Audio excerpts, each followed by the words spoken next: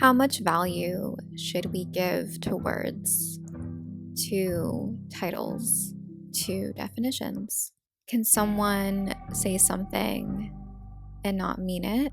This is a song about someone saying something and not meaning it. Did they change their mind down the line, or were they crossing their fingers behind their back from the beginning?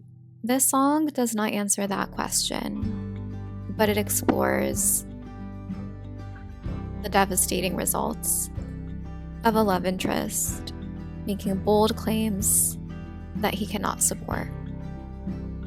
The claim being, "You're the love of my life."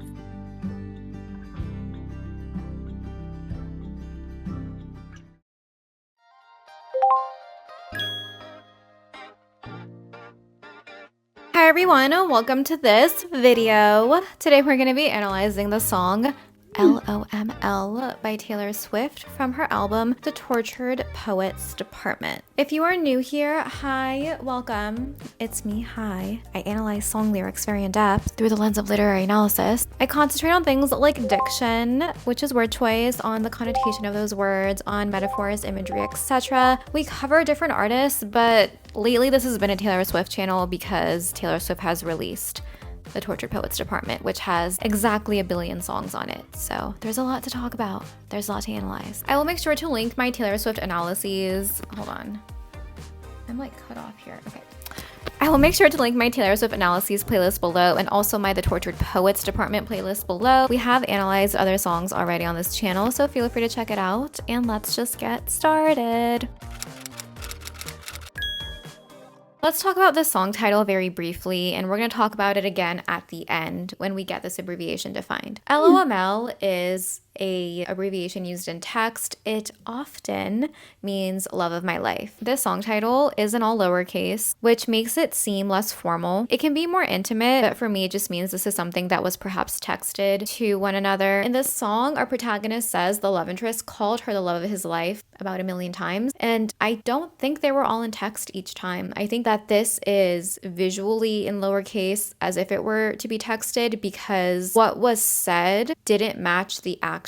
So this typography here, the way this is presented to us, is meant to reflect the end result. Saying someone is the love of your life is a big deal. Hopefully the person saying it realizes that. That's like soulmate vibes. Although I will say I have been interpreting this relationship as more of a twin flame relationship. I've touched upon that in my previous videos, but that's something that's like fated, right? That's very monumental and very important and grand and OMG. But the typography here really diminishes the value of this sentiment of being the love of someone's life. It's diminishing the the value of this statement because it seems like the love interest either changed their mind casually or they didn't mean what they said. Or perhaps to them, the definition is different. I talked about this in the Tortured Poets Department, the track title analysis. That song I am interpreting as potentially being about Maddie and Taylor, if it is autobiographical. I talked about whether a tortured artist, a tortured poet, so in this conversation being Maddie, whether they have the ability to love someone. I think they do, but I think that they're gonna love someone differently. This is what happens when you have different definitions of love and when people have different capabilities of love. People have different capacities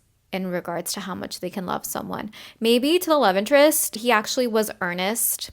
I'm saying that word intentionally because literally every interview with Maddie Healy, he uses the word earnest. Maybe he was earnest in stating this, and for him the definition of that was true, but the way our protagonist was defining this as being the love of someone's life was different. Or maybe he just didn't have the ability to commit to what he said. We don't know, right? And again, this could not be about Maddie at all. I don't know with certainty. I don't know these people. I don't know the vibes, but we are extrapolating this out. We are talking about things in a conditional way. Everything is alleged.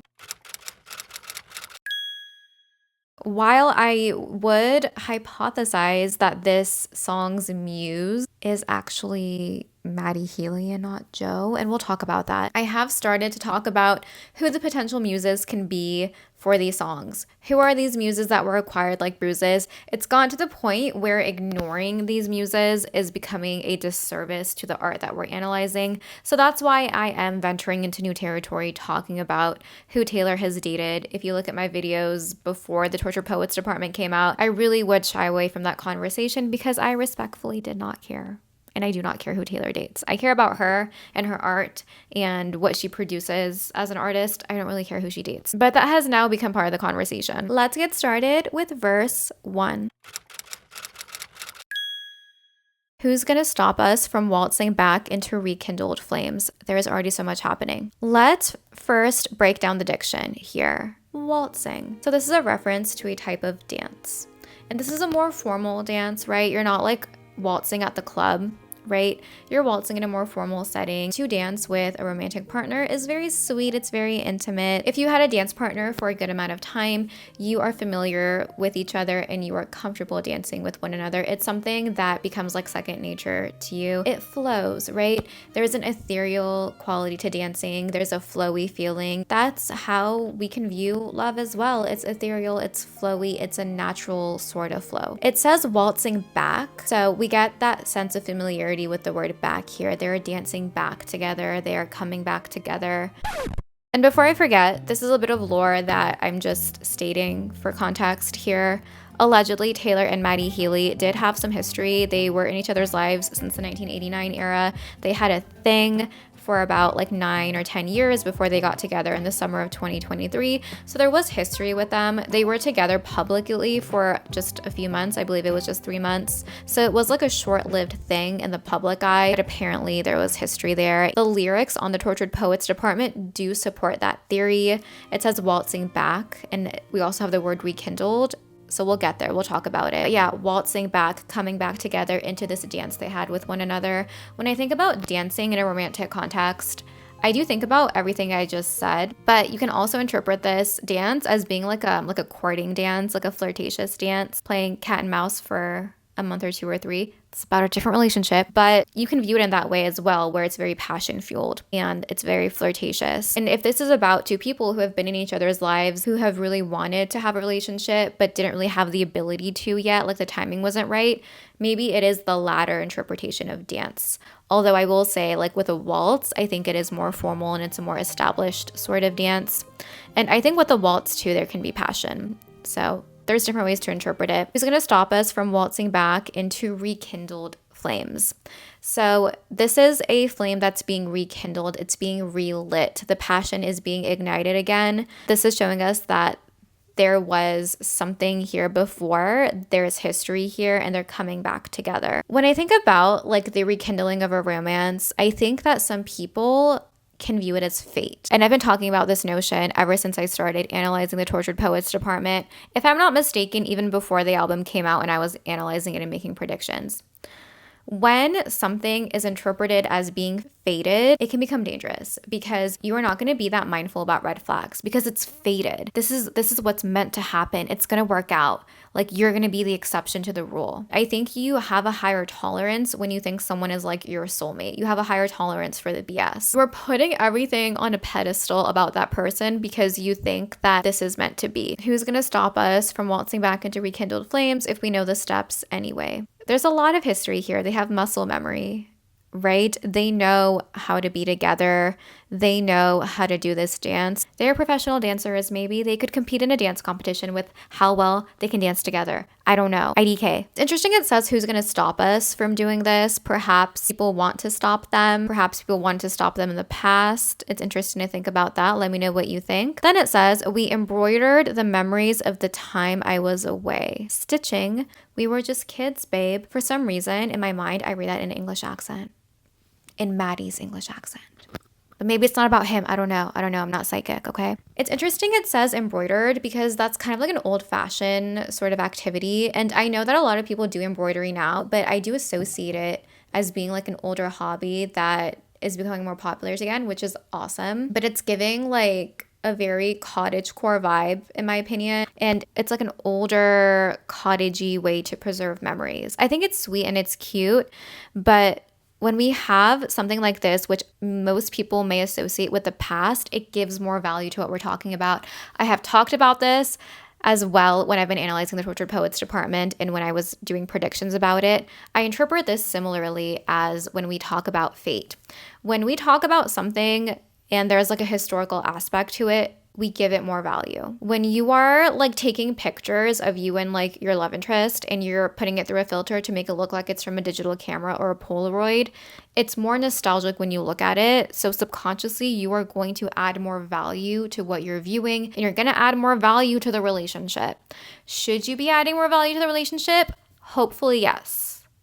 Sometimes no. Okay. So the fact that these memories were embroidered, it's like, okay, when were they embroidered? Were they embroidered right when they happened or on the lonely nights, maybe the midnights our protagonist was losing sleep, maybe on the nights that she was swirling this love interest into her poems, maybe that's when she was doing some metaphorical embroidery. They were preserved in a way that gives them more value. That's my take on this. Also, this is mildly giving a reference to the fates and sewing. Okay.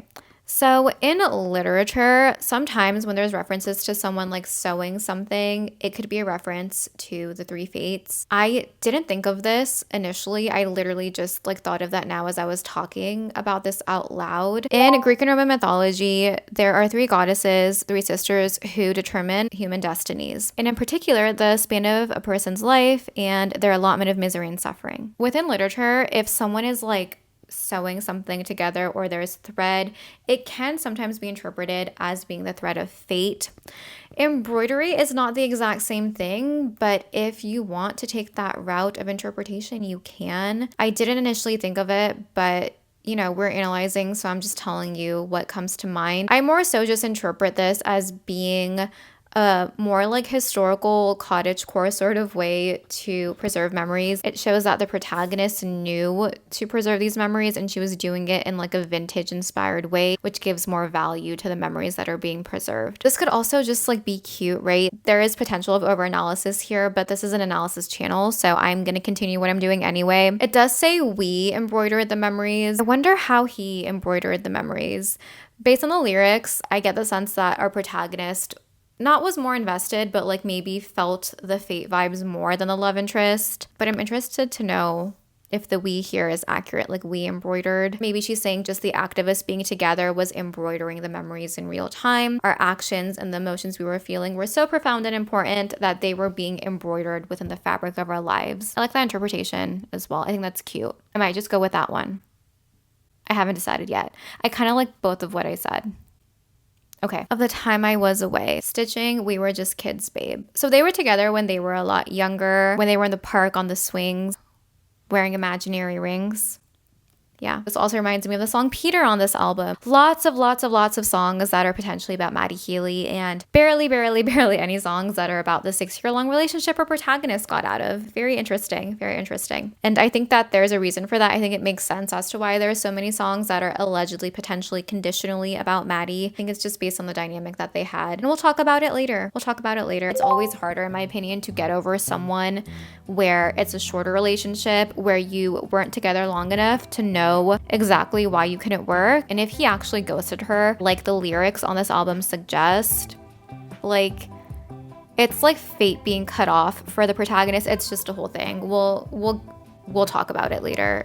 It's a whole thing. I said I don't mind. It takes time. Here, in my opinion, the protagonist is saying that she doesn't mind waiting for him. It takes time for your ultimate love story to come to fruition. It takes time for someone to grow up to be ready to be with the love of their life. That's how I'm interpreting that. I thought I was better safe than starry-eyed. So when I think about starry-eyed, I think about someone who is really in love. Whenever they look at their love interest, they have stars in their eyes. They are just very infatuated with this person. I get the sense that the protagonist may have felt that she felt too much. It is logical to say that, it was better to be safe and not be in that dynamic. I don't think infatuation and love are the same thing, but I think this protagonist would say that they were in love with this love interest. I felt a glow like this. A glow. The word aglow to me has a similar connotation as gleam, like the porch lights that were gleaming and fresh out the slammer. A glow brings forth light imagery. We talk about light imagery quite often on my channel. I usually interpret it in a positive way. It connotes positive vibes to come. If someone, like a person, is aglow, it means that they are filled with positive emotion, with love, with hope, with happiness. Maybe there are truths that are being revealed to them. They're coming to understandings about themselves. It's a positive sort of foreshadow sometimes. It says, I felt a glow like this, never before and never since. That's very poetic. It's very beautiful. I feel like the protagonist was aglow with love and with hope. I think she thought she really found something special. I think she thought she found her soulmate. I think, again, it's more twin flame vibes. She was aglow with that. She was content and relieved to have found that person. That's past tense, right? I felt a glow like this. And the next line I'm interpreting as being the present version of the protagonist saying never before and never since. She had never felt like that before with anyone else, and she never did ever again. This really makes me think about how when we have lyrics like he painted my nights a color that I've been searching for ever since, is that really allegedly about Harry Styles, or has it all just been about Maddie Healy this whole time? There's just so much. There's so much. And you guys, like, we will never know the truth because we don't know Taylor Swift. I think that we know a lot and we know things that are in the media, but we don't know the actual dynamics of her love life. But this is making me rethink a lot of things. This was a one-of-a-kind love for our protagonist, and she will never feel that same sort of love again. So verse 1 is really substantial. It's telling us that this is a relationship that has been rekindled. It's giving us some context as to how the protagonist felt about this love, how she perhaps feels like it was fated, how perhaps she thought it was a soulmate type of vibe. It's also just showing the significance and the pedestal this love was put on. Chorus. If you know it in one glimpse, it's legendary. A glimpse is very short. It's just like a glimpse. Right? I wish I had like a fan or something and I could like do a glimpse, but it's very fast. So she's saying if you know it, if you know that this is the love of your life in one glimpse, it's the stuff of legends. It's very rare. You and I go from one kiss to getting married. Moving very fast. Sounds very passion fueled and not stable. I always end up talking about passion when I analyze Lana Del Rey lyrics. Very rarely with Taylor Swift, but we're talking about it more on this album. I will say what I always say when I talk about passion in song lyrics. I love passion. I think it's fun. I think it's necessary in life, but I think that passion should exist on stable ground. I think stability should be established before you frolic within the depths of passion, because passion can lead to reckless behavior. It can result in unbalance. It's dangerous. Metaphorically dangerous or literally dangerous. This relationship moved fast. For me, I'm interpreting quite a bit of the songs on the Tortured Poets department to be about the same relationship, and in quite a bit of those songs there are references to getting married. It seems like this love interest may have told our protagonist that he wanted to marry her. And maybe he said it so much, repetition signifies significance, that she really believed it to be true. I don't know. I'm really extrapolating that out right now, but they were talking about marriage, you guys. If someone is talking about marriage and you take them seriously and then it ends up not happening and it's like a very drawn out sort of relationship dynamic where like you're not really together for a long time, you're pining over them, and you have a chance to be together and then they allegedly ghost you, that is a very big loss. You would feel like you're losing something very important and very substantial. That's very devastating. This is also like giving love bombing a little bit, but again, I don't know the dynamics of this relationship. That's very fast. I know like when you know, but I also think like sometimes you like should take time in knowing. Okay, I don't know. I understand you can't help it sometimes, but like I'm very logical. I'm not like a hopeless romantic. I love talking about emotions. I find there to be a lot of value in romantic love. That to me is it's just too fast. It's unstable. It's unbalanced. But I would love to know your take on it. I know exceptions do exist to this rule, but I also know that there's a reason that love bombing is a term. Anyways, let's move forth. Then it says, still alive, killing time at the cemetery. I'm interpreting this as the love between them still being alive. The love there was waiting in the cemetery. So the love was waiting adjacent to death, which is very foreboding and perhaps a foreshadow. The love couldn't be aglow. The love couldn't be alive. So it had to exist adjacent to a place where death was, because there was no room for it within the universe, within the world to exist. The situationship between the protagonist and their love interest could have been laid to rest, but it wasn't. So it was lingering. It had unfinished business. It was like it was in a restless sort of purgatory. It couldn't move on to its afterlife. That is another way we can interpret why it was still alive, killing time at the cemetery. It was stuck with nowhere to go because it didn't belong anywhere. Not in the quote real world, but not in the afterlife either. Right? And this is, of course, metaphorical. I also want to put focus on the word killing in the lyric. Still alive, killing time at the cemetery. There's lots of diction about death present here, and I think that really adds to the somber tone of this song. The relationship should have been dead a while ago, and it wasn't. In the song So Long London, which I did already analyze, we had the lyric, 2 graves, 1 gun.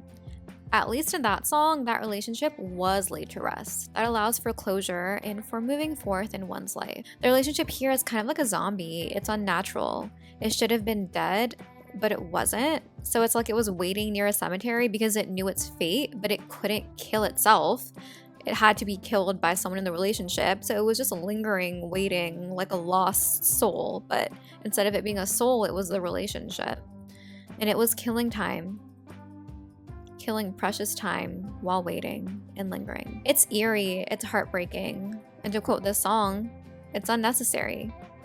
This song is really heavy, and I feel like it's very intricately crafted. The diction here makes sense. It all feels very connected and very intentional. Never Quite Buried. There's a lyric on this album. Oh, is it in this song? We should have let it stay buried. I think it's in this song. There's just a lot of lyrics, you guys. So their love together never quite got buried. They were never really done with it. They never really put it away. There's still dust on every page. In your suit and tie in the nick of time. In the nick of time when she was fresh out the slammer. Listen, again, we don't know if this is about Taylor and Maddie, but if it is, Maddie Healy has been wearing suits quite often ever since the release of Being Funny in a Foreign Language. I'm pretty sure that's when he started just exclusively wearing suits. In his chicken shop date with Amelia, I think she even commented on like, dude, why are you wearing a suit? She didn't say dude though. I've never heard a British person say dude before.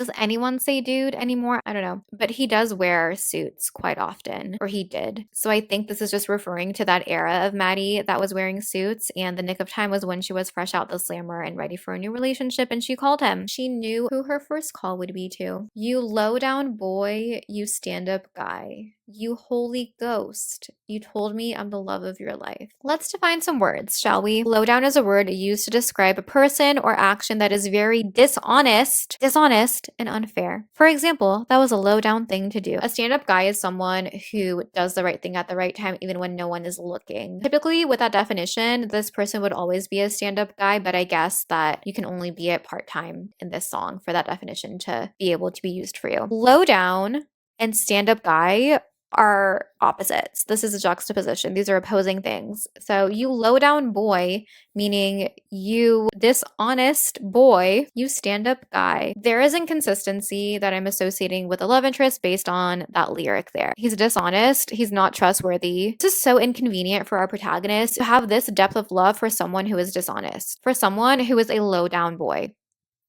Like, that sucks. The heart wants what it wants, that MP3, but like, that's very inconvenient. So this again shows inconsistency. This is chaotic. And in the Tortured Poets Department song, in the title track, I talked about how the protagonist is okay with that chaos. She's seen that film before and she says that they're both crazy, so she's fine with it. She has awareness though. I'm at least happy that she has awareness of the inconsistent, chaotic nature of the love interest. where he can be described as a low-down boy and a stand-up guy within the same sentence. Then it says, "You Holy Ghost." This is a religious reference. The Holy Ghost is one way to refer to God. So our protagonist is worshiping him. It's giving false God vibes. So we went from someone being a stand-up guy, which is like someone being a class act, to like being a god or the god or being just God, just God. All of this, like this is really indicating to me how intensely our protagonist loved this person.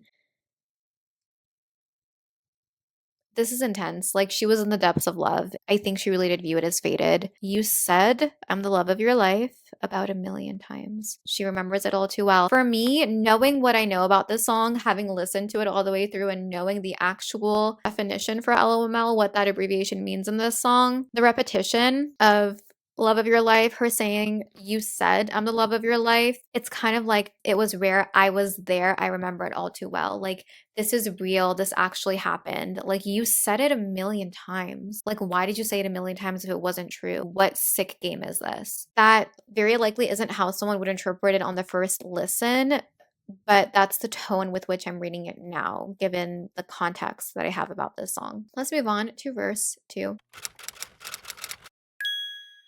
"Who's gonna tell me the truth when you blew in with the winds of fate and told me I reformed you?" I feel like Matty Healy, and again, I don't know him, based on interviews, based on his like chicken shop date, I feel like he's very good at banter. And I feel like he's good at like saying things. Do you know what I mean? Like, I can see you on MP3, just kidding. I can see this love interest being someone who can create a narrative of a love story and make it seem real and just be like whispering sweet nothings. And I'm not saying that's what happened. It's very likely this love interest was earnest in what he was saying. He maybe very likely was truthful in what he was saying, but things change, dynamics change. We don't know the context. But it's also possible that the words were poetic and that was it. I've said this before in one of my recent videos. You guys, I love words like so much. Words nourish my soul. Words in real life don't really have value. Consistent action does. Action that follows a specific type of pattern does. Vibes, specific vibes do. But like words alone, they're very lackluster and they're very fickle and they don't have value. They're cute and they're fun, and I love words so much, but coming from another person, and also especially in a romantic context, words are nothing. And that's coming from someone who my identity is tied with words and my love for words, but I'm very confident in the statement I just made. So let's get back to the lyrics here. "Who's gonna tell me the truth when you blew in with the winds of fate and told me I reformed you?" He pretty much told her that she saved him. Like, he's gonna change his ways because of her. Listen, I guess that can happen. It happened with Wade and Zoe in Heart of Dixie, which is an excellent TV show. Like, it's so funny. It's so cute. Anyways, I stan. It's possible that can happen if like a man really loves someone. Maybe he won't be like a ladies' man anymore. That's definitely possible. Could it be a manipulation tactic? That's possible. Could it have been true here? That's possible. I don't know. I wasn't there. I don't know these people. That's apparently what he said. She's the one who changed him. "When your impressionist paintings of heaven turned out to be fakes, well, you took me to hell too." Wonderful lyric. Horrifying emotion to experience. Oh my God. This song is very, very eloquent. So within art, impressionist paintings, they're paintings that they're not like that precise. You can still tell what is being painted, but you see more like brush strokes and there's not like a clean outline. The clean outlines are made by the brush strokes. So an example of impressionist paintings, you can Google these. I'm not going to put the photos up just for copyright purposes. For example, Monet is impressionist. You'll know what the painting is of, but there's like brush strokes where the lines aren't as defined. So you can interpret this like in many ways. And I'm not someone who really interprets like art. I'm not super familiar with everything. I'm much more comfortable interpreting the written word. But if I were to do like a rhetorical analysis of like impressionism, knowing very, very limited information about it, the way that it visually is, there's like a little bit of etherealness that you could associate with it. Just because it's not as precise and like bold, there's more things like meshed together. And I guess it's not, I take back ethereal because I would assign ethereal to watercolor, but there's more of like, it's like meshed together. I don't know what word I want to use for that, but it's not clean cut. That's what I would say. It's discernible, but it's not clean cut. So this love interest had impressionist paintings of heaven. So heaven was not clearly defined, but you could tell that he was talking about heaven, or you could tell that he was offering heaven. The angels were rolling their eyes. I don't think Cruel Summer is about this, but I'm just being chaotic and bringing in lyrics about other relationships. Okay, it keeps it fun and interesting. He had painted this beautiful picture of what life could be like together, of what their love story could be like. But these paintings turned out to be fakes. It was not real. He was a fraud. She was being conned. Forever is the greatest con. Well, you took me to hell too. He took her to hell, perhaps by the way that their actual relationship ended. If he really ghosted her, that's heavy after all of this. I'm saying that because of the lyrics on this album. And all at once, the ink bleeds. A con man sells a fool a get love quick scheme. Love bombing. And all at once. And all at once, this is the one I have been waiting for, King of My Heart. Body and soul. Whoa. I don't think King of My Heart is about this song, but And All at Once really reminds me of that. And you guys, we have to be careful not to overanalyze things. Just because a lyric is present in more than one song doesn't necessarily link them. Here, And All at Once is showing us that the protagonist knew that in one instance, the ink was bleeding. There's different ways to interpret this. In the poem, I'm interpreting it as a poem that I did analyze. I'll link it down below for you, about the Tortured Poets Department that was released before the album release. The one that starts, and so I enter into evidence, my tarnished coat of arms, my muses acquired like bruises, etc. We talked about how in that poem, the protagonist had veins of pitch black ink. So the ink was what was sustaining her and keeping her alive because she is a writer. That is what is fueling her and nourishing her. The ink is bleeding, perhaps because the protagonist needs to write this out because she's a writer. That's how she makes sense of things. She's writing about this scenario that happened. She's writing her lyrics, but since her veins are full of pitch black ink, she is bleeding out. She is emotionally bleeding because of the pain she's in. And because that poem told us that her veins are, of pitch black ink, this is also her physiologically bleeding. And the physical bleeding is meant to reflect the intangible, invisible, emotional bleeding. This is very clever, also very devastating. A con man sells a fool a get love quick scheme. The con man in question here is the love interest, and the fool in question here is the protagonist. Get love quick, that's love bombing, in my opinion. But I felt a hole like this never before and ever since. This is meant to be parallel to verse 1 where it said, I felt a glow like this never before and never since. And I love when Taylor does this. There's just a subtle change, but it changes the whole meaning of everything, right? It's very important to always be very attuned to Taylor's lyrics and to always pay attention because there are small nuances that are of the utmost importance. The hole she's feeling is in her heart, her metaphorical emotional heart, because she is heartbroken by this. This is very devastating for her, and understandably so. She's in a pain that she has never felt before. Chorus number 2. Chorus number 2 is, of course, parallel to chorus number 1, so there are repeated lyrics. If you know it in one glimpse as legendary, that's repeated. Then we have a new lyric. It says, what we thought was for all time was momentary. At least she says what we thought was for all time, which I'm interpreting as meaning her and the love interest. It could also just mean like her and her friends, her and the people who know about it. They all thought it was going to be for all time. It would have been more heartbreaking if it said what I thought was forever was momentary. So the we here makes me feel a little bit better. For a fortnight there, we were forever. This is having the expectation of something, having the very deep-seated belief that something was true, and then having that belief just obliterated by the person who instilled that belief in you. Still alive, killing time at the cemetery, that's repeated. I would interpret it the same way. Never quite buried, would interpret that the same way. Then we have a new lyric here, which in my opinion is describing Maddie Healy, how I perceive him to be. And again, I don't know him. And this could all not be about Maddie Healy. We don't know. It says, you cinephile. Cinephile is someone who's very much into movies in black and white. Black and white are colors that I associate with Maddie because his band in 1975, their music videos, I think most of them are in black and white, and their concerts, they show, like on the screen, they show him in black and white, which is what Taylor has been doing when she's been doing the TTPD performances on Eras.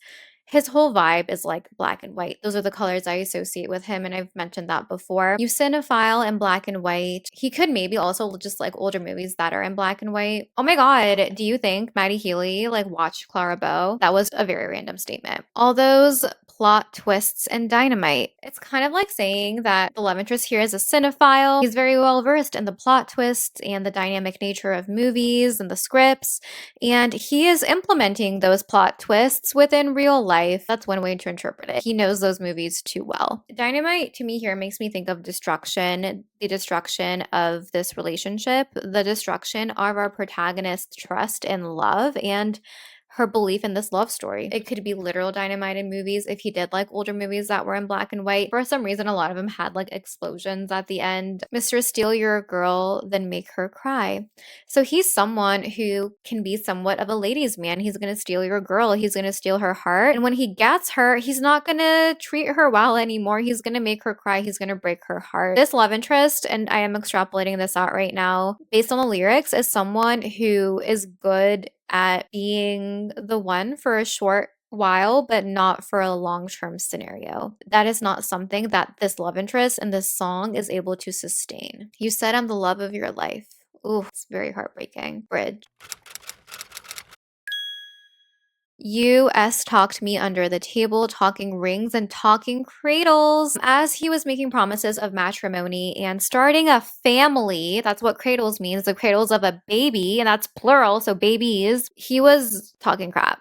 This was all BS. Like, he had his fingers crossed behind his back while he was saying all those things. I wish I could unrecall how we almost had it all. For some reason, I just find that very eloquent because it's very concise and very logical and void of any emotion. I find that very satisfying in the context of the song, which is very emotionally fueled. Understandably. I wish that I could unrecall how we almost had it all. Unrecall, the connotation of that word is very analytical and very clean cut. And by clean cut, I mean there is no emotional way to interpret unrecall.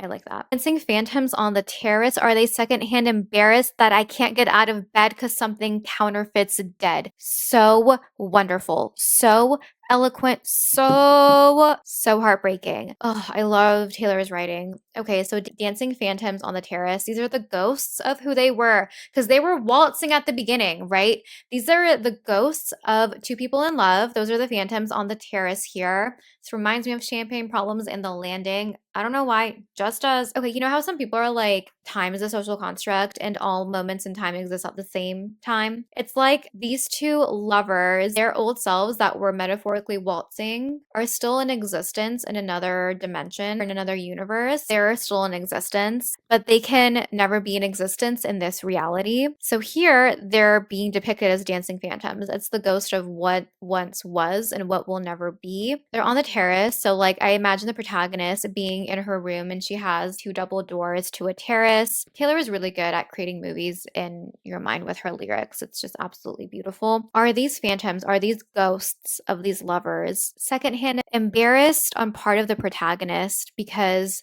she is so devastated and distraught that she can't get out of bed. She is mourning something that was never even true. Something counterfeit is dead. Something being counterfeit means it was never real. It's like a counterfeit painting or a counterfeit, $100 bill or something. It's not real. There was never any value there to begin with. How can you possibly mourn something that was never real? It was very real for our protagonist. That's why there's like 30 songs about this relationship on this album. There's something else I want to mention about the word counterfeit. It suggests trickery. We know right now in our society, there's dupe culture. Oh my gosh, this lip gloss is a dupe for this one. It is less expensive, but it looks exactly the same. A dupe or a copy of something is different than something being counterfeit. If something is counterfeit, that person bought it or accepted it with the belief that it was real. Very likely, the person that gave them the counterfeit item was trying to sell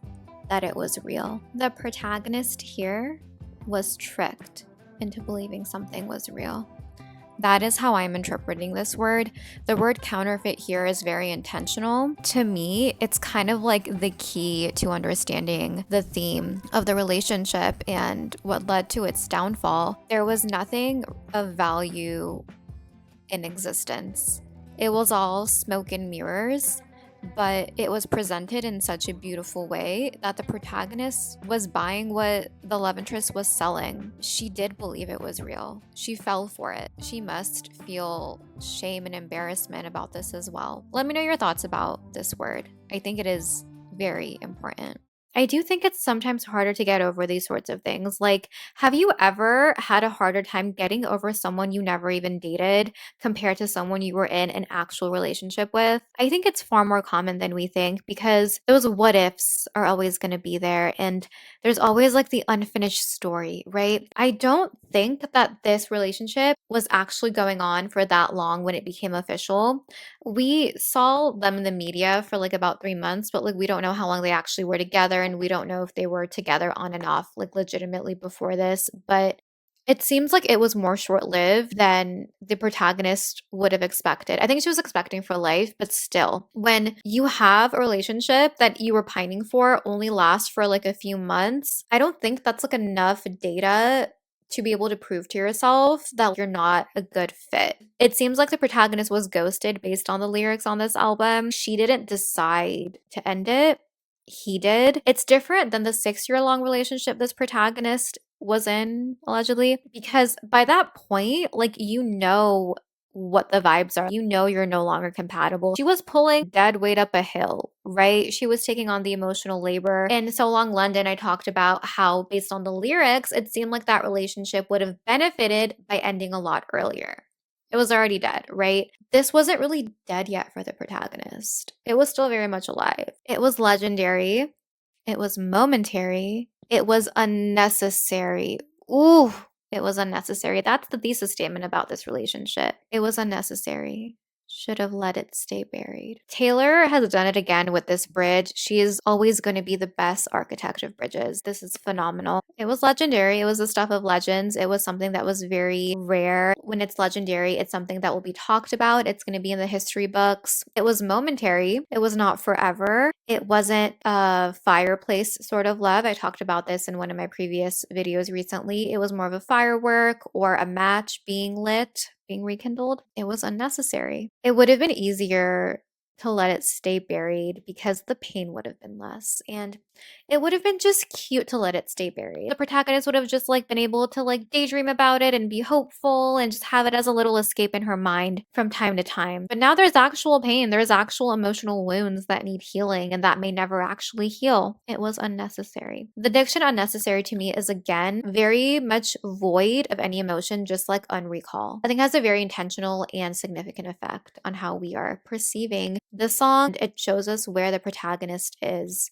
emotionally in relation to all of this. She is void of any like cushiony emotions about this, as she should be. Then we have the last verse, which is chorus number 3. It says, "Oh, a valiant roar. What a bland goodbye." The diction here is important. Let's actually look up the word valiant. When I think about valiant, I always think about a lion. Why? Why do I think that? Can someone tell me why I think that? Is it because of like Narnia or something? I have no idea. To be valiant means that someone is very brave. It's a very honorable sort of word. Also, to me, has like a regal connotation. Oh, what a valiant roar. What a bland goodbye. So this was a very prestigious, brave, honorable sort of beginning to the love story. That's one way we can interpret it, as this being about the love itself. Or I think this is mostly about the love interest. Like the way he was talking about rings and cradles and saying all these things and calling her the love of his life a million times. That was a valiant roar. He was really good at putting on the act of professing his love to her. He was a very good like actor. It was a valiant roar. It was an honorable performance. Like, bravo, you're getting Oscars for that. It was very believable. What a bland goodbye. It's so bland. It had nothing of substance, no spice. It was nothing. The goodbye was nothingness because based on the lyrics on this album, he ghosted her. The goodbye doesn't match the hello. Like, no. Like, it's just, there's inconsistency here. There is a lack of pattern of behavior. And listen, the way you break up with someone says a lot about your character. It says a lot about how much you respect the other person. Even if you're no longer in love with one another, even if it's not going to work out, you can still break up with someone in a respectful way. The coward claimed he was a lion. This coward is referring to the smallest man who ever lived. It's my interpretation. He was a coward because he sold her a get love quick scheme. It seemed like he love bombed her based on these lyrics, and based on other lyrics on this album, it seems like he ghosted her, which is a cowardly act based on the buildup of this relationship and the length of time that they've known each other. The coward claimed he was a lion. I'm combing through the braids of lies. These lies are not just webs, they're braids. Braids can be very intricate. Maybe they're waterfall braids, maybe they're Dutch braids. These are very intricate lies. She has to undo the braids. Maybe they got tangled up. She's still combing through them. I'll never leave. Never mind. Words are fickle and lack value. Our field of dreams engulfed in fire. A field is a very vast area of land. That's always what I envision. It's vast. There's lots of possibilities. For a field to be filled with dreams is very beautiful. You are cultivating the land. You are planting things that will bloom over time. There's going to be cute flowers, but there's going to be big trees, like big oak trees, and there's going to be maybe like vegetable garden. There's going to be things that are going to be lively and fruitful. It was all engulfed in a fire. It was all destroyed. The soil is not going to be bountiful any longer. Your arsons match your somber eyes. He was the one who set it on fire. He committed arson. It wasn't a wildfire, right? It wasn't a naturally occurring end to the relationship. He lit it on fire. He's a match. With that match, he ruined their field of dreams. Your somber eyes. I want to look up the word somber because I think it's going to add value to this. Somber means something that is serious, sad, and without humor or entertainment. It is void of any sort of lively energy. Your arsons match your somber eyes. The love interest's eyes are filled with sadness. They're serious. There's no spark, no lively energy. No one is starry eyed in this scenario. What I picture is that it's like a movie where a field is literally being set on fire. I know this is metaphorical, but the protagonist comes and sees this destruction as the field is on fire, and she ends up seeing someone running with like a torch. They're the ones who set it on fire, and that person turns around and it's the love interest. They make eye contact and his eyes are somber. I know the definition of somber is someone who is sad and serious, but it's like they're void of any emotion. It's someone who is fearful, someone who is being cowardly. There's fear in their eyes. There may be some shame in their eyes. They don't sustain the eye contact because they can't bear to look at the protagonist. They can't bear to stand there and speak to the destruction they have created. They are cowardly in that regard, and then they run away, and then they never make contact again. That's how I visually view this, because the protagonist assumed she knew who she was dealing with. This was a fated sort of thing, but he turned on her. In a way, he betrayed the love here. I want to clarify what I meant when I said that the love interest was, in a way, betraying the love. I'm not saying that he's betraying it by wanting to leave.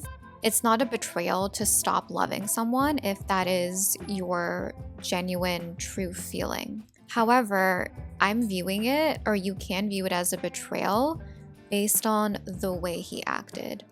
If you once loved someone and it's like a situation where they didn't wrong you, they didn't betray you first, I'm of the belief that if you are wanting to leave, you should do so with respect. If you're out of love, at least respect the love that you did have and leave in a way that isn't going to cause so much pain. There will be pain regardless, but there are ways to do these sorts of things that show care and consideration for the other person. And you can do that while also protecting your own emotions too. So that's what I meant by betrayal. It's not that he stopped loving her or that he wanted to leave. People are always free to do what they wish, and we can't control other people's feelings. However, it's the way people deal with these feelings. It's the way people choose to take action like this. There's a respectful way to do things and a disrespectful way to do things. Although you could say that there was really no love here to betray.